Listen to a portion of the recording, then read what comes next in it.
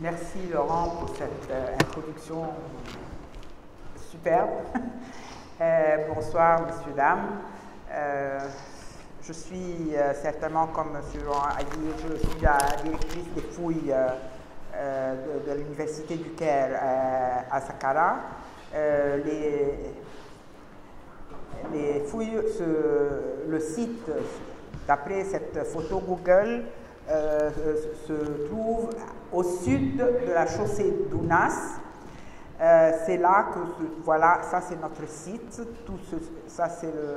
Ce sont toutes les tombes qui ont été découvertes depuis 1986 par feu professeur Saïd Taoufik, qui était le doyen de notre faculté. Ce sont toutes des tombes qui datent de l'époque ramesside surtout, d'époque Nouvel Empire, ramesside surtout, mais aussi il y a des tombes que l'on appelle les tombes puits qui datent de l'époque de la 26e et le 27e dynastie. Donc le site a été réutilisé à cette époque-là. La partie où nous travaillons actuellement, c'est celle-là. Celle-ci, c'est une tombe que nous avons complètement restaurée, qui s'appelle celle de Passer, qui est un nom connu au Nouvel Empire, mais celui-ci c'est l'envoyé royal au pays étranger et le chef des archives de l'armée. Il n'a que ces deux titres seulement, et il se peut que sa tombe ait été laissée non finie, qu'elle n'a pas été achevée, parce que quelques parties de la tombe, la partie extérieure de la tombe n'a pas eu aucune décoration, bien que la partie à l'ouest, qui est la fin, le début de la décoration de la tombe, est complètement décorée et très intéressante comme sujet de décoration. Certainement, moi, j'ai commencé cette année à travailler sur une nouvelle tombe qui est celle du général de l'armée qui se nomme Yorefi. C'est un nom probablement d'origine syrienne. Et cette tombe-là se trouve juste au nord de cette tombe qui est ici, qui est celle du maire de Memphis, qui se nomme Tahmes ou Tahmouz.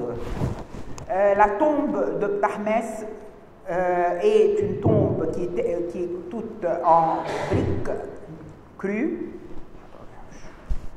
Je ne suis pas encore arrivé à... Voilà. Ah non, attendez. Ici, oui. Je peux pas le mettre. Ah.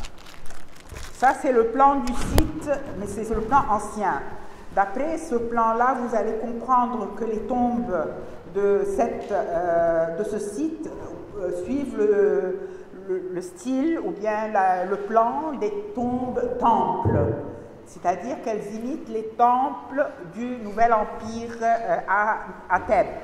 Donc il y a une entrée en forme de pylône, probablement, une cour à l'entrée, une grande cour, un péristyle, une cour péristyle ou deux même, avec le puits d'enterrement dans la cour péristyle, et puis le sanctuaire à l'ouest, c'est le sanctuaire probablement tripartite. Dans la tombe de Tahmes, nous avons un nouvel aspect des tombes de Saqqara qui suit la période amarnienne. Ce sont les piliers Djed. Les tombes de Saqqara, depuis le temps de Horemheb, sont connues pour leur pilier Djed, qui est un aspect qui a apparu surtout après l'époque amarnienne, parce que durant l'époque d'Amarna, le roi Osiris n'existait pas pour le roi, parce que dans l'autre monde, il n'y a pas de soleil, il n'y a pas le disque solaire. Donc, il n'y avait pas d'autre monde, souterrain plutôt, il n'y avait pas d'Osiris. Et en tant qu'Égyptien qui ne pouvait pas vivre sans l'idée d'avoir un autre monde, l'idée d'Osiris a beaucoup pris de l'essor et de l'importance après l'époque amarnienne. Ces piliers djed se trouvent actuellement au musée de Leyde et ils sont parmi beaucoup d'autres choses de la tombe de Thahmosé à Leyde. Voilà, ça c'est le plan de la tombe. Comme vous le voyez, il y a une entrée qui est probablement, si on l'avait trouvée intacte, elle aurait paru comme un pylône, et puis une grande cour, et puis une seconde cour un peu plus étroite. Dans ce cas-là, on l'appelle la chambre de la statue. Pourquoi chambre de la statue? Parce qu'il y avait deux bases de statues auprès de l'entrée au sud de la salle, à l'ouest plutôt. Il y avait deux blocs ou bien deux supports de statues de chaque côté de la porte.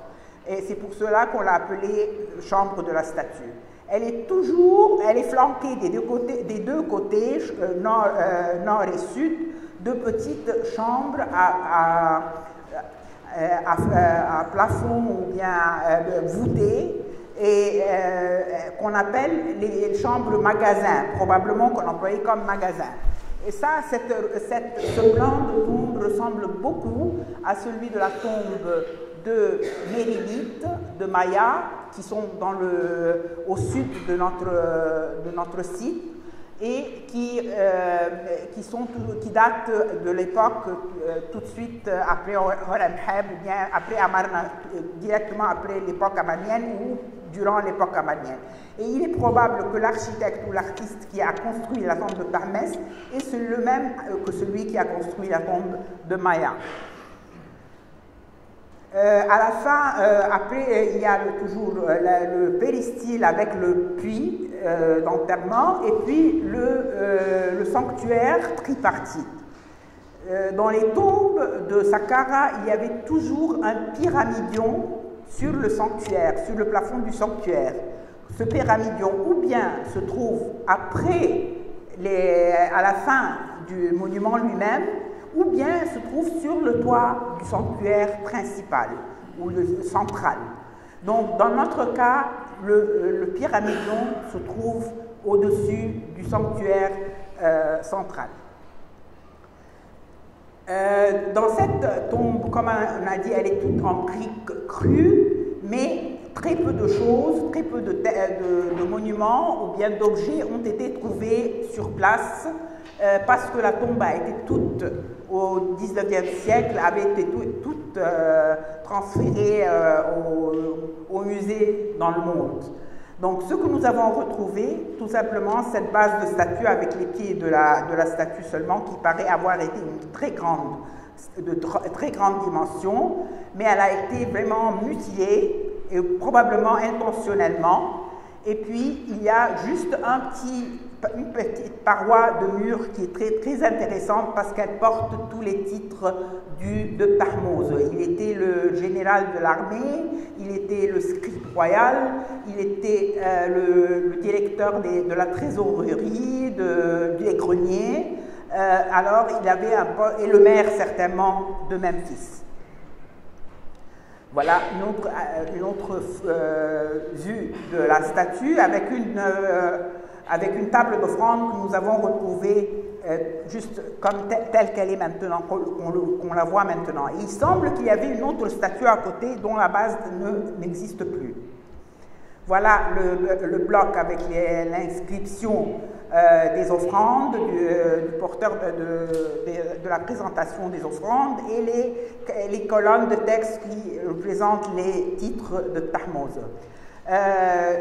Cette tombe, d'après les études qui ont été faites durant les années 1983-82, date probablement des 30 premières années de Ramsès II.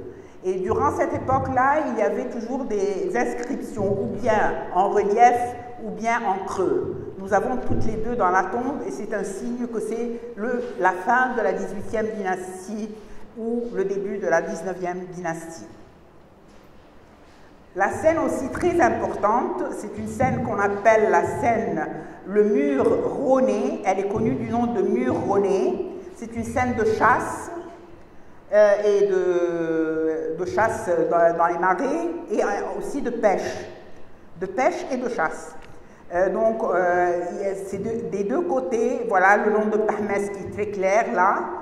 Et voilà l'autre côté, c'est-à-dire ça, ces deux parois sont l'une au nord et l'une au sud de la paroi est de la salle. Ce qui est très important dans cette paroi, c'est que, voilà, ça c'est l'original. Cet original, la photo, le facsimilé de cet original qui a été pris en photo en 1850 et quelques par un explorateur nommé Roné. Cette photo-là n'existe nulle part, si seulement dans son catalogue.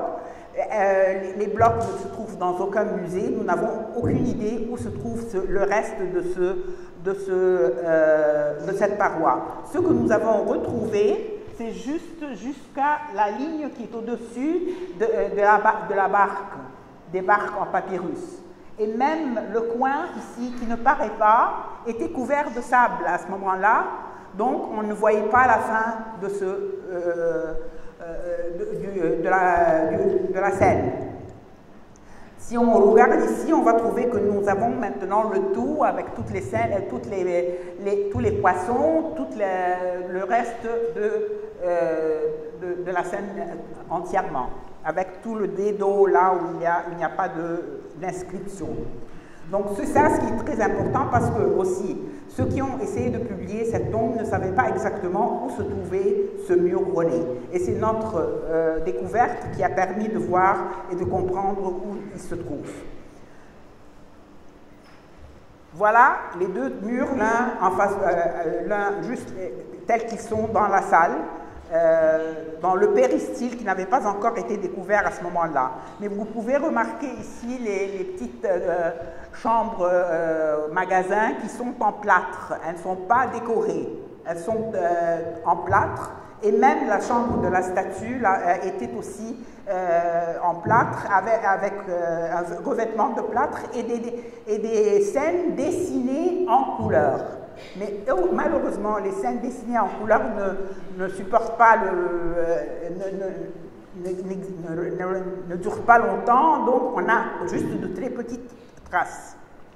Voilà, ça c'est la tombe. Après, nous avons restauré certains de ces murs. Nous n'avons pas voulu restaurer le tout pour garder l'effet de l'ancienne, comment on l'a trouvée, comment est-ce qu'elle était dans l'ancien temps, mais nous avons restauré les voûtes des tombes, des chambres magasins. Et ça, c'est du côté ouest, c'est le sanctuaire principal, et les voûtes des deux autres magasins, ou bien sanctuaires nord et sud. Ça alors, c'est la tombe du général, toujours. C'est une tombe en briques crues. Voilà sa position avant que nous commencions les fouilles. C'est dans cette région-là qu'on a commencé à trouver des murs en briques crues qui prouvent qu'il y aura quelque chose, qu'il y aura la tombe. Et voilà la tombe de Tahmès qui est juste à côté, au sud de celle-ci. Elles sont toutes les tombes sont l'une à côté de l'autre avec un axe est-ouest.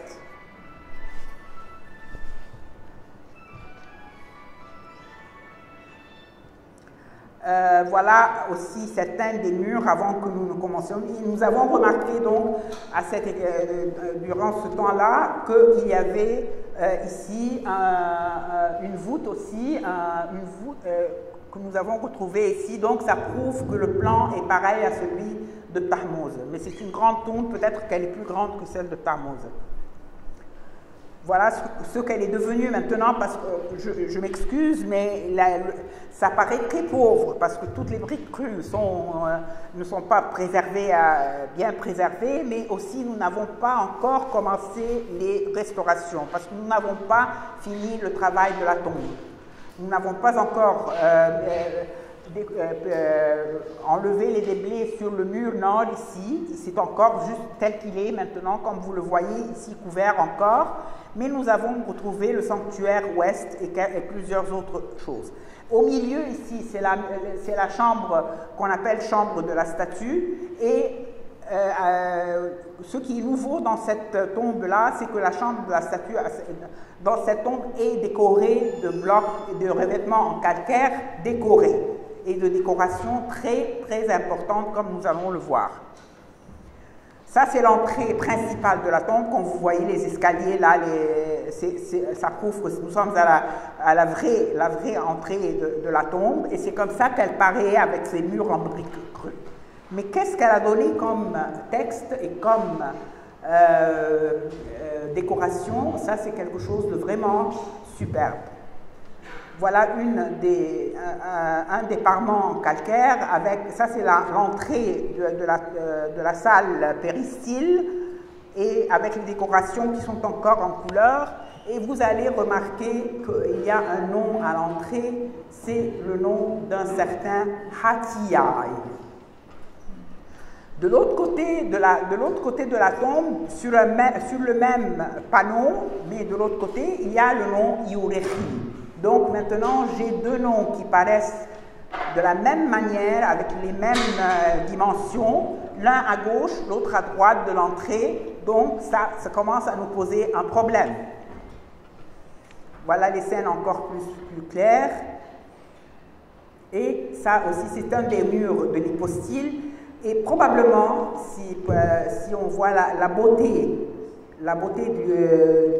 de l'habit du plissé, de l'habit des lignes, probablement c'est une scène peut-être qui date de l'époque de Séti Ier. Parce que ce général Iurechi probablement a commencé sa carrière au temps de Séti Ier. C'était une carrière militaire qui a commencé tout simplement par un supérieur des étables, mais qui a progressé dans la hiérarchie militaire jusqu'à arriver au grand général de l'armée, au temps de Ramsès II. Ce Iurechi-là, il a un fils qui est connu d'après d'autres textes et d'autres stèles que nous avons retrouvées, qui sont dans les musées à Lyon, dans plusieurs musées en France, qui s'appelle aussi Iopa. C'est un nom aussi étrange pour nous, c'est un nom probablement de Syrien. Et ce sont des personnes d'ascendance syrienne, probablement, qui ont vécu pour des générations en Égypte et qui ont pu s'intégrer dans la communauté et devenir prendre des situations ou bien des postes militaires. Nous savons que ce Iopa, je vous en parle parce que c'est très important, d'après les textes que nous avons, il a commencé sa carrière en l'an 5 de Ramsès II. Il avait environ 16 à 20 ans. Il a continué à avoir des textes qui le mentionnent jusque en l'an, le jubilé 9, le 9e jubilé de Ramsès II, en l'an 54 de Ramsès II. Donc ça, c'est le fils de Iurechi. Donc Iurechi a probablement vécu un peu avant, à l'époque de Séti Ier, et a continué sa carrière au temps de Ramsès II. Ça, c'est ce qui nous reste de la salle péristyle, mais ce qui est étrange ici, c'est que d'habitude, les colonnes qui entourent la salle sont des colonnes papyriformes, et les colonnes, les piliers djed sont ceux au centre, les quatre côtés du puits. Juste au centre, ce sont eux qui supportent le toit probablement de l'entrée. Dans ce cas-là, nous avons un pilier djed au milieu des colonnes. C'est pour la première fois que nous voyons ça, et certainement j'ai fait des comparaisons avec d'autres tombes qui ont été déjà découvertes, ou bien des photos de tombes du 19e siècle, et c'est rare de trouver le pilier djed à côté des piliers papyriformes, des colonnes papyriformes. Ça, c'est le texte qu'il y a sur le pilier. Et ça, c'est la voûte que nous avions montrée tout au début. C'est toujours avec du plâtre, non pas des inscriptions. Ça, c'est un des premiers murs en place que nous avons retrouvé. C'est un mur très intéressant parce que ça représente les funérailles de Iurhi. C'est lui, la momie, là, que vous voyez. Et il y a la présentation de l'encens et l'ouverture de la bouche. Et il y a 4 personnages. Il y a sa fille qui est agenouillée, pleurant ici, qui s'appelle Nehi. Sat F, voilà, c'est très clair. Et le premier qui fait l'encensement, c'est son fils. C'est son fils qui est nommé. Vous voyez le nom entre les deux, Ramsesnacht, là. Et puis il y a celui qui fait l'ouverture de la bouche, c'est le Heli, toujours Hatiaï. Et puis la dernière, la dame, s'appelle Jama. Donc nous avons 4 personnes, 2 hommes, 2 femmes, et les 4 sont Saef et Satef. Donc ils sont frères et sœurs et les enfants de Iurhi.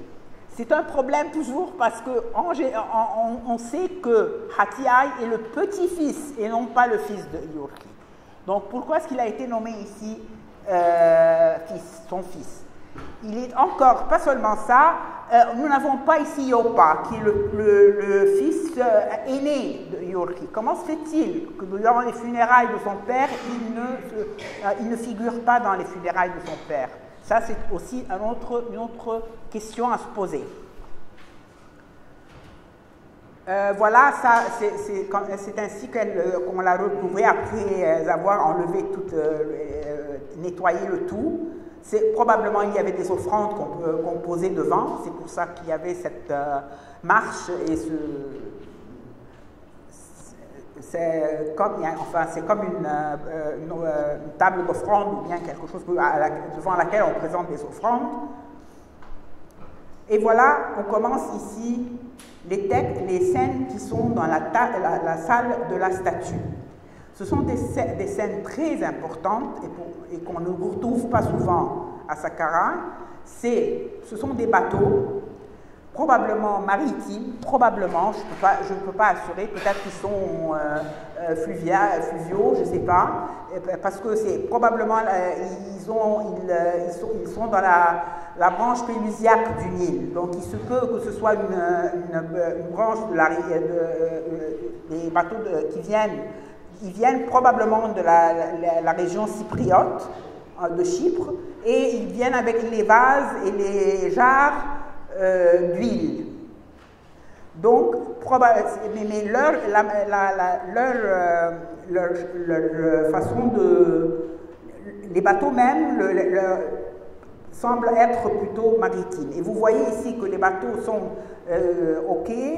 arrivés au quai et qu'ils sont en train de décharger leur cargaison des jarres. Là, alors, un nouveau bloc que nous avons retrouvé, mais malheureusement pas en place, mais dans le sable. Nous avons retrouvé beaucoup de très intéressants blocs dans le sable. C'est comme ça que nous l'avons retrouvé, cassé en 2, mais nous l'avons nettoyé, nous l'avons restauré, et voilà comment il paraît maintenant après la restauration. Certainement, vous le voyez clairement, c'est une armée, infanterie et cavalerie qui sort d'une forteresse, que vous voyez la porte là, au haut, c'est l'entrée de la porte, et il y a des chevaux, il y a des ânes ici aussi avec des enfants qui sont, et c'est très mignon parce que les enfants se parlent même, on sent. Et puis il y a cet étang avec des crocodiles au milieu. Qu'est-ce que ça nous rappelle? Ça nous rappelle la scène du roi Séti Ier sur le mur nord de la salle hypostyle à Karnak. Donc c'est la même chose, c'est l'armée qui sort de la forteresse. Et cette forteresse est probablement celle qu'on appelle Tchaarou, qui est aussi Nord Sinaï, et dont on a fait des découvertes avec Mohamed Abdel Maksoud.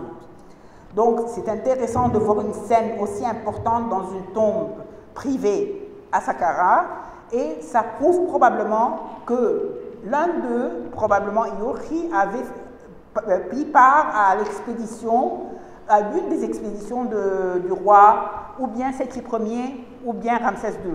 On ne peut pas encore assurer. Et voilà la scène de Séti Ier à Karnak avec les crocodiles que vous voyez là. Bon, ça alors, ce sont les blocs que nous avons retrouvés toujours dans les déblais. Et nous avons, vous allez remarquer l'art superbe, l'art très joli, les habits, le plissé, les perruques, tout était tellement beau. Et nous allons voir que la scène représente Hatiaï et sa femme. Sa femme s'appelle Jama. Et c'est celle qui est apparue dans la scène des funérailles. Hein. Donc ils sont frères et sœurs et ils se sont mariés. Et voilà, ils sont là devant Tah, probablement de ce côté-là. Il y aura une autre scène parallèle qui est Hor Arti, c'est les mêmes personnages. Et ce sont probablement les architraves des deux côtés de l'entrée de la tombe. Voilà les deux ensemble, on a pu les joindre ensemble. Et ça, c'est le bloc qui est supposé être le linteau supérieur de la porte d'entrée, avec le dieu Anubis et le pilier Djed qui se voit ici. Donc nous aurons probablement une autre moitié de bloc avec un autre Anubis et une scène parallèle à celle-ci, toujours au nom de Hathia.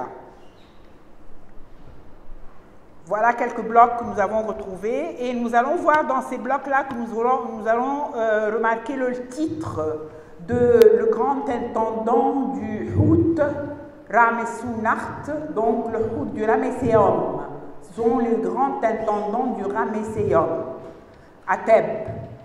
Et ceci prouve que les militaires de ce temps-là terminaient leur carrière militaire et prenaient une autre carrière civile et étaient les directeurs du Ramesséum. Donc, c'est ça la suite de leur carrière. Voilà, ça, ce texte-là que nous avons retrouvé sur place avait la même scène de libation ou de purification. Vous voyez l'eau ici, et vous allez remarquer la même chose ici. Ce sont les libations d'eau qui entourent le personnage. Une autre scène aussi que nous avons retrouvée, pas en place mais dans les déblais, et qui aussi ont le nom de Ramsesnacht. Donc vous allez remarquer ça, nous avons le nom de Ramsesnacht souvent. Ça c'est une des scènes. Tout ça, donc, tel que vous la voyez dans le sable, comme ça. Certainement elle était sous le sable, mais on l'a vu. Et ça aussi, ça c'est la suite de la première, c'est-à-dire ça ce sont les pieds de l'homme qui est apparu dans la scène précédente. Et aussi avec la scène de bateau, j'espère que l'on pourra retrouver le reste de la scène. Et ça ici aussi, c'est très intéressant ça alors, parce que nous continuons des blocs qui se trouvent dans les musées. Ce bloc-là, celui qui est à droite, c'est un des blocs que nous avons retrouvé dans les déblais et qui montre les jarres d'huile qu'on est en train de mettre dans les magasins. Vous voyez, il y a des rangées de jarres ici. Ils sont en train de les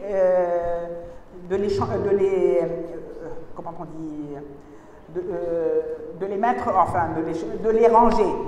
Ok, et ça, c'est le reste de le bloc qui paraît être noir ici, c'est un bloc qui est à Florence, au musée de Florence. Ce bloc avait été décrit comme étant de la 18e dynastie, du temps de Amarna.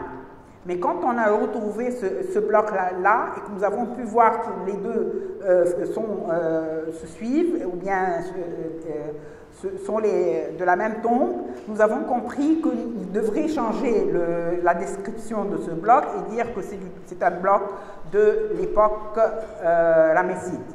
Mais certainement, nous voyons dans le bloc noir les jarres qui sont rangées l'une au-dessus de l'autre, une série de jarres là qui sont rangées. Et aussi, il y a les volailles, il y a beaucoup d'activités quotidiennes. Donc, ce sont les activités à l'intérieur de la forteresse. Probablement, toute cette paroi-là nord représente les activités à l'intérieur de la forteresse. Voilà une autre aussi qui dépend aussi de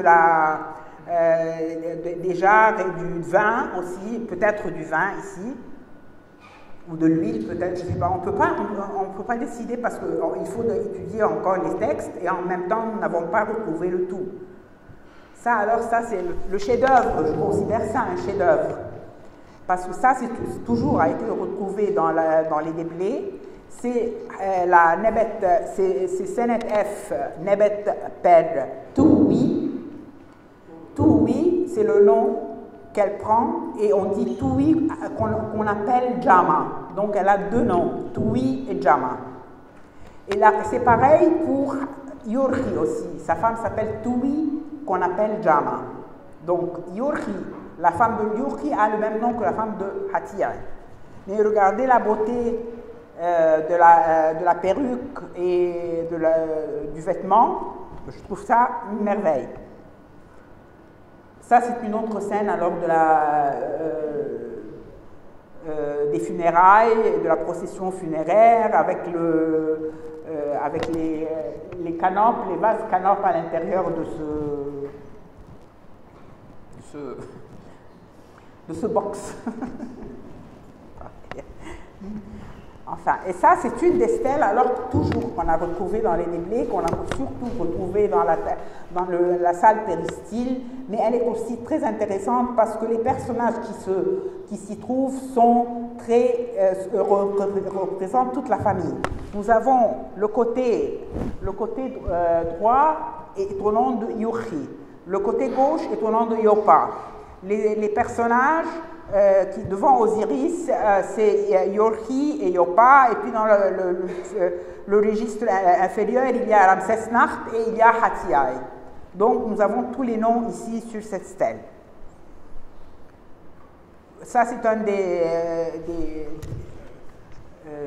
des demi-colonnes que nous avons retrouvées toujours dans le péristyle, mais qui peut-être ne sont pas de notre tombe et ils pourraient appartenir à la tombe de Ptahmès. Je vais vous dire pourquoi. Parce qu'ils sont en couleur et toutes les pièces qui sont colorées sont de la tombe de Ptahmès. Voilà un autre aussi. Ici, malheureusement, nous n'avons pas de nom. Le nom ne se trouve pas dans les inscriptions, donc on ne sait pas exactement. Et ça, nous l'avons trouvé cette année, ou l'année précédente, dans la tombe de Iorhi, et je pensais que ça appartenait à Iorhi, mais j'ai trouvé le nom de Ptahmès. Donc je me suis dit peut-être qu'ils sont contemporains et que Ptahmès est en train de faire des libations dans la tombe d'un parent à lui, de quelqu'un qu'il connaît. Mais après quelques temps et après avoir fait les comparaisons, j'ai découvert que ce bloc-là continuait le bloc aussi à ce bloc-là qui est à Florence, au musée de Florence. Voilà, les deux, enfin c'est moi qui ai mis le bloc comme ça, ils ne sont pas du même, c'est moi qui ai fait cette manière de les mettre toutes l'une au-dessus de l'autre pour montrer qu'ils appartiennent l'un à l'autre, mais ce sont des blocs qui viennent de la tombe de Tahmouz et qu'on retrouve dans Iorhi. Donc parce que tout se déplace, hein, tous les blocs se déplacent. Quand on les enlève et qu'on veut les prendre pour les faire voyager ou quelque chose, et puis qu'on laisse parce qu'on n'a pas le temps, c'est trop lourd, enfin, je ne sais pas. On a fait des travaux de restauration aussi cette année, et parmi les travaux de restauration, nous avons trouvé cette stèle énorme. Nous l'avons trouvée un peu plus loin. Elle n'est pas à côté de notre tombe du tout. Elle n'en avait pas encore retrouvé la tombe de Tahmouz. On n'avait pas encore retrouvé la tombe de Iorki, mais on a retrouvé cette stèle, et si vous voyez la date, c'est en 2013. C'est ça? Cette stèle-là, je l'avais appelée la stèle Hatiai au début, parce qu'il y avait le nom de Hatiai, mais avec le temps, et quand on a découvert encore plus de choses, j'ai découvert que c'est une stèle où le nom de Iorki, de Hatiai, de Jama et Yopa, tous les noms existent dans cette stèle-là, et il y a le nom d'un officiant, d'un prêtre qui s'appelle Pehwi F. M. Nefer. Ce prêtre-là, c'est le prêtre qui officie dans toute la tombe. Ça, c'est la stèle après restauration, après l'avoir nettoyée. Et ça, c'est là où elle était posée. Et donc, sur cette jambe du sanctuaire, nous avons toujours le nom de Hatiai et le nom Nebetber Jama. Donc, Jama et Hatiai sont associés.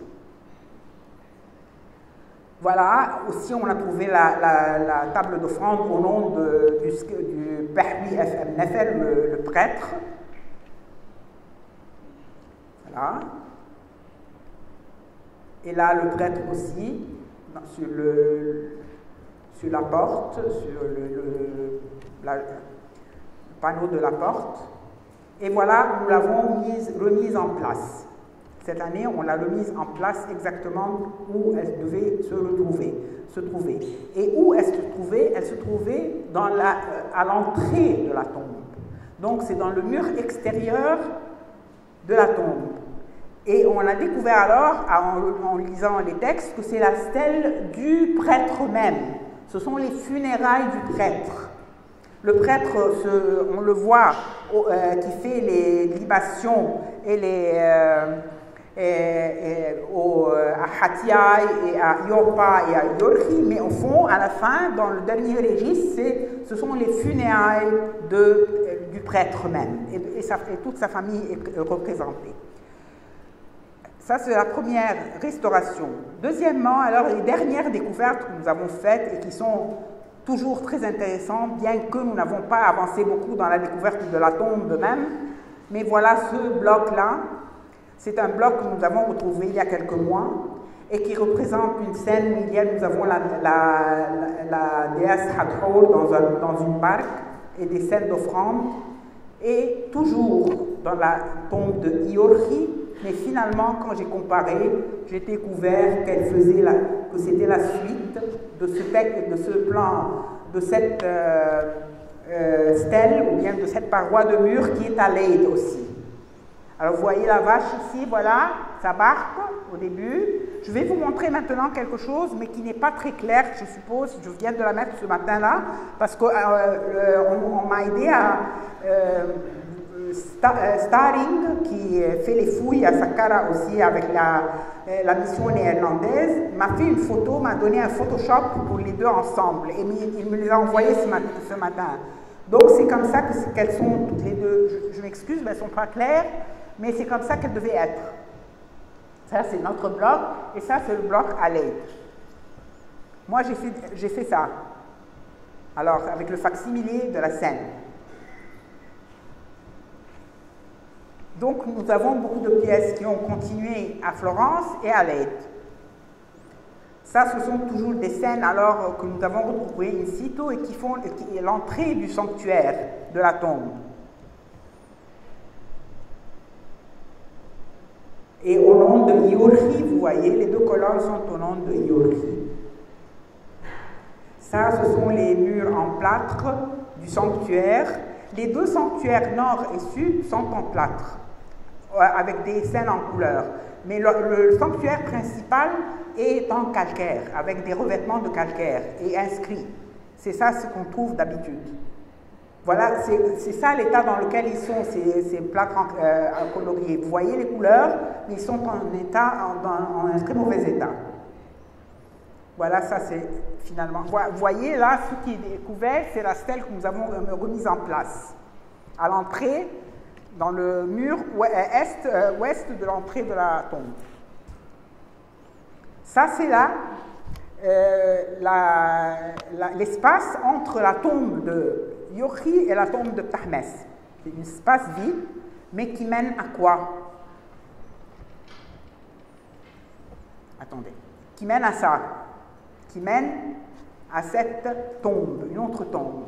C'est la tombe d'un certain Tahemouya, qui est toujours un militaire qui a fait la même carrière militaire avec tous les titres qui commencent avec Herihu, le chef des étables, et puis qui continue dans la carrière militaire. C'est ça ce qu'on a retrouvé. La stèle que nous voyons ici, c'est une stèle qui ne porte aucune inscription, peut-être le dieu Osiris seulement, mais rien d'autre, donc elle n'est pas finie, elle n'a pas complété. Mais la porte à l'entrée de la tombe est très intéressante. Quand on a retrouvé les photos du 19e siècle,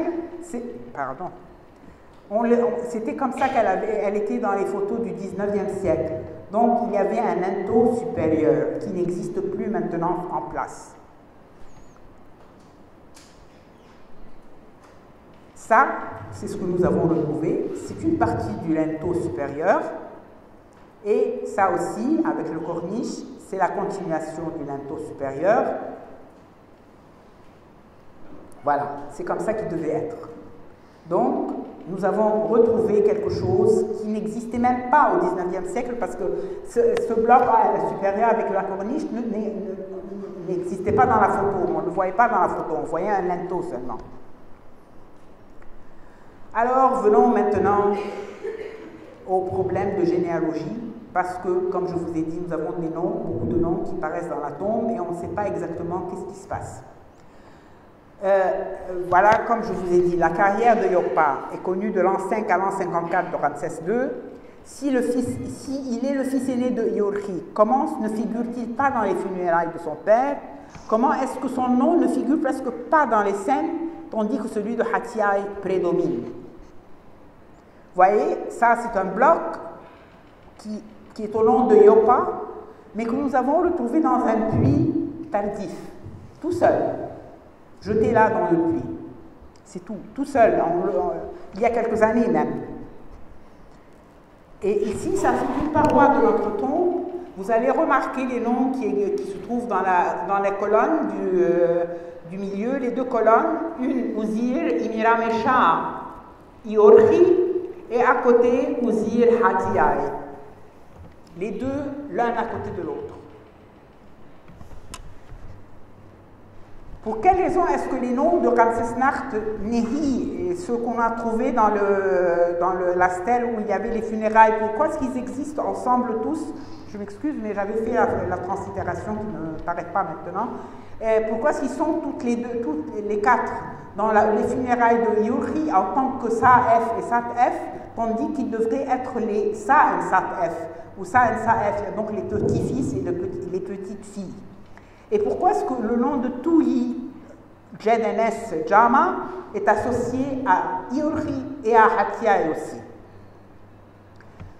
Voilà, d'après ce texte, comme je vous ai dit, les quatre sont frères et sœurs.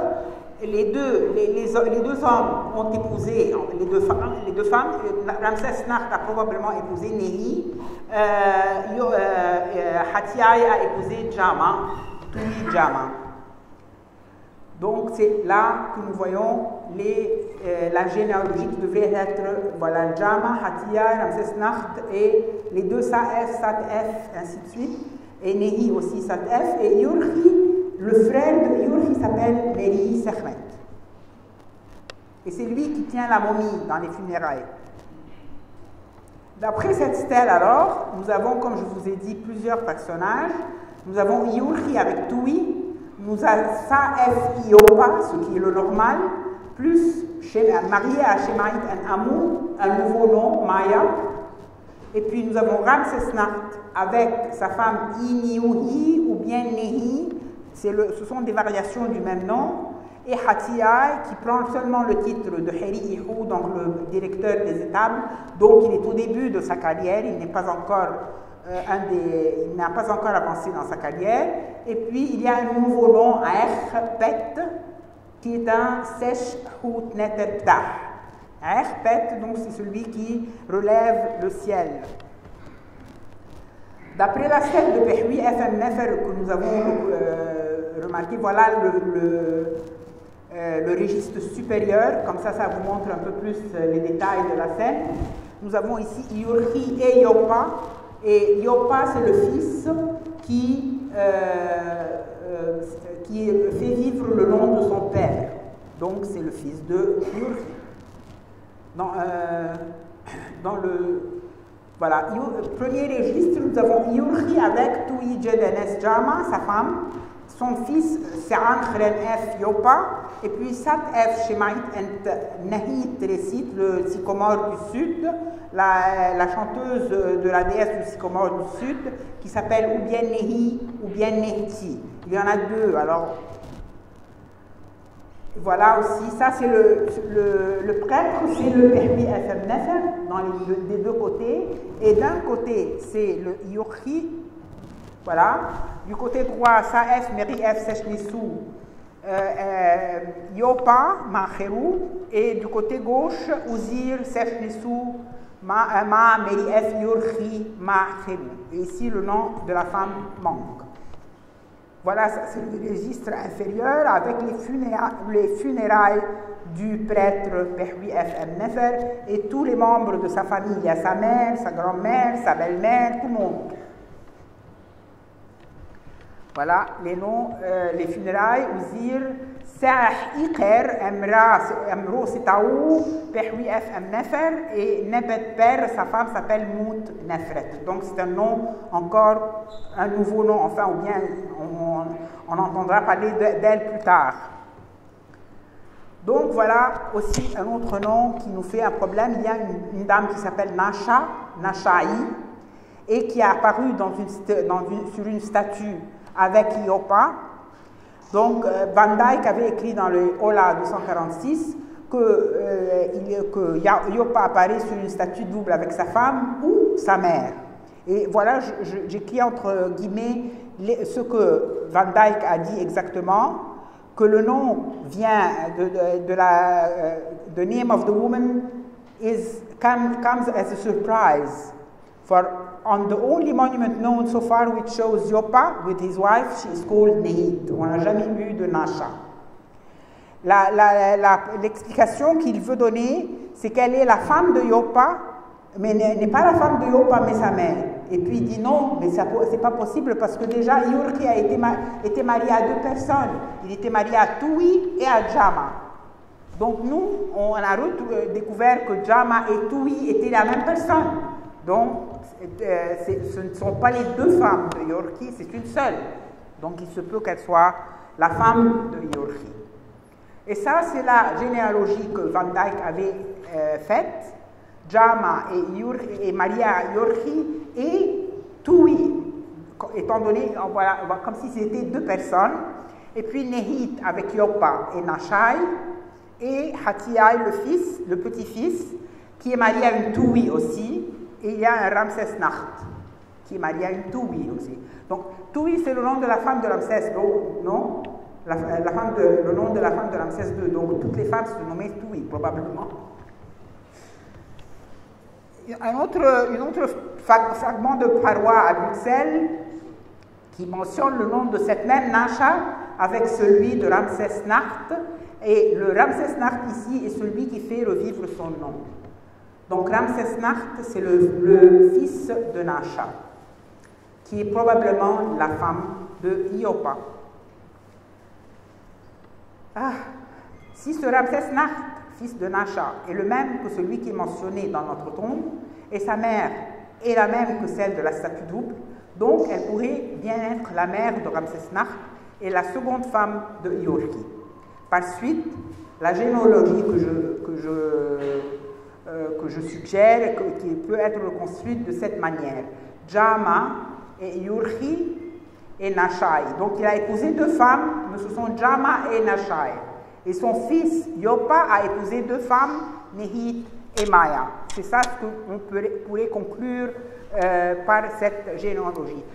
Mais tout de même, aussi, nous avons encore une seconde question, ou bien est-ce que Yorhi et Hatiaï sont une et même personne? Est-ce que Yopa et Ramsesnacht sont une et même personne? Parce qu'il est connu que lorsque des personnes de souche ou bien d'ascendance syrienne, parfois prennent des noms égyptiens. Et d'habitude, quand ils prennent des noms égyptiens, ils prennent des noms avec des noms de rois. Donc Ramsesnacht, et on a souvent Ramsesnacht qui est un nom égyptien d'une personne syrienne. Donc il se peut que Hatiaï soit le nom égyptien de Yorhi et que Ramsesnacht soit le nom égyptien de Yopa. Mais certainement, je ne peux pas arriver à des conclusions avant d'avoir terminé le travail dans toute la tombe. C'est ce que nous allons essayer de faire cette saison-là qui va commencer dans quelques jours. Merci.